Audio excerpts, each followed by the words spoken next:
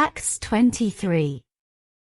And Paul, earnestly beholding the council, said, Men and brethren, I have lived in all good conscience before God until this day. And the high priest Ananias commanded them that stood by him to smite him on the mouth. Then said Paul unto him, God shall smite thee, thou whited wall, for sittest thou to judge me after the law, and commandest me to be smitten contrary to the law. And they that stood by said, Revilest thou God's high priest? Then said Paul, I wist not, brethren, that he was the high priest, for it is written, Thou shalt not speak evil of the ruler of thy people. But when Paul perceived that the one part were Sadducees, and the other Pharisees, he cried out in the council, Men and brethren, I am a Pharisee, the son of a Pharisee, of the hope and resurrection of the dead I am called in question. And when he had so said, there arose a dissension between the Pharisees and the Sadducees, and the multitude was divided. For the Sadducees say that there is no resurrection, neither angel, nor spirit, but the Pharisees confess both. And there arose a great cry, and the scribes that were of the Pharisees' part arose, and strove, saying, We find no evil in this man, but if a spirit or an angel hath spoken to him, let us not fight against God.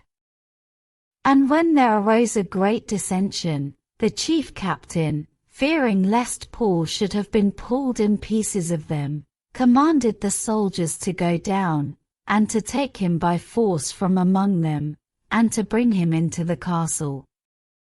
And the knight following the Lord stood by him, and said, Be of good cheer, Paul, for as thou hast testified of me in Jerusalem, so must thou bear witness also at Rome.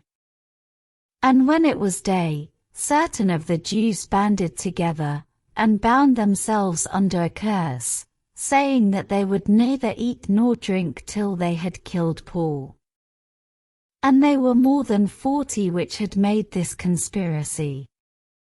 And they came to the chief priests and elders, and said, We have bound ourselves under a great curse, that we will eat nothing until we have slain Paul.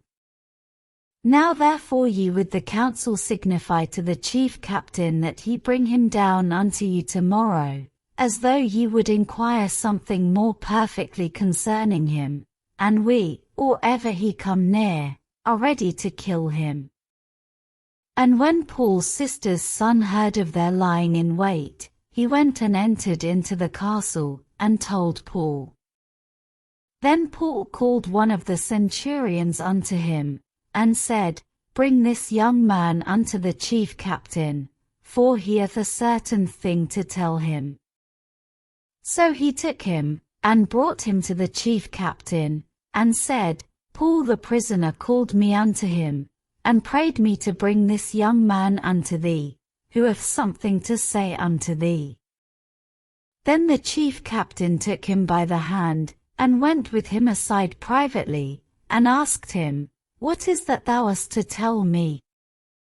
And he said, The Jews have agreed to desire thee that thou wouldest bring down Paul tomorrow into the council, as though they would inquire somewhat of him more perfectly. But do not thou yield unto them, for there lie in wait for him of them more than 40 men, which have bound themselves with an oath, that they will neither eat nor drink till they have killed him, and now are they ready, looking for a promise from thee. So the chief captain then let the young man depart, and charged him, See thou tell no man that thou hast showed these things to me. And he called unto him 2 centurions, saying, Make ready 200 soldiers to go to Caesarea, and horsemen 70, and spearmen 200, at the 3rd hour of the night. And provide them beasts, that they may set Paul on, and bring him safe unto Felix the governor. And he wrote a letter after this manner. Claudius Lysias unto the most excellent governor Felix sendeth greeting. This man was taken of the Jews, and should have been killed of them. Then came I with an army, and rescued him, having understood that he was a Roman. And when I would have known the cause wherefore they accused him, I brought him forth into their council, whom I perceived to be accused of questions of their law, but to have nothing laid to his charge worthy of death or of bonds. And when it was told me how that the Jews laid wait for the man, I sent straightway to thee, and gave commandment to his accusers also to say before thee what they had against him. Farewell. Then the soldiers, as it was commanded them, took Paul, and brought him by night to Antipatris. On the morrow they left the horsemen to go with him, and returned to the castle. Who, when they came to Caesarea and delivered the epistle to the governor, presented Paul also before him. And when the governor had read the letter, he asked of what province he was. And when he understood that he was of Cilicia, I will hear thee, said he, when thine accusers are also come. And he commanded him to be kept in Herod's judgment hall. Acts 23.